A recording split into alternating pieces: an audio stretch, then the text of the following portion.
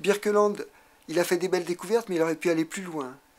Que le fait d'avoir suspendu les sphères, c'était vraiment un gros problème. Et du coup, j'ai créé une nouvelle manip en m'inspirant de ce qu'il avait fait, mais une manip un peu plus puissante. Et la façon que j'ai eu de la rendre plus puissante, c'est de poser la sphère. Parce que quand on pose une sphère, c'est simple, on peut déplacer le socle comme on veut, et déjà avoir beaucoup de configurations. Et quitte à en poser une, autant en poser deux. Et quand on en pose deux, alors on commence à voir des phénomènes, des mécanismes que Birkeland n'aurait pas pu voir, qui sont des mécanismes qu'on observe sur différentes planètes du système solaire ou hors du système solaire, quand on a des planètes très près de leurs étoiles. Et du coup, cette expérience, je l'ai appelée la Planeterella.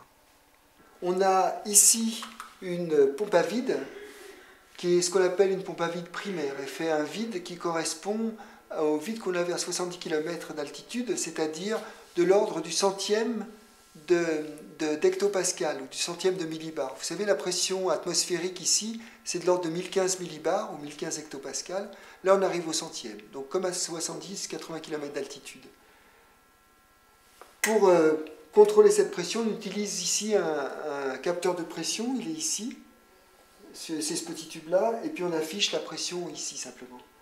Et puis là, c'est comme une pile. C'est ce qu'on appelle un générateur, simplement c'est une pile qui produit 1000 ou 2000 volts au lieu d'en produire 4,5 ou 9 volts.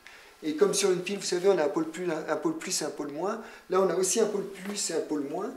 Et quand on inverse les fils, eh ben, ça permet d'envoyer l'électricité simplement ailleurs. Voilà, c'est tout ce qu'on fait pendant la manip, on inverse des fils et on fait du vide. Et où est-ce qu'elle va cette électricité avec les fils? Eh ben, elle va dans l'enceinte. À l'intérieur de cette enceinte qui fait 50 litres, dans laquelle on fait le vide, il y a une potence.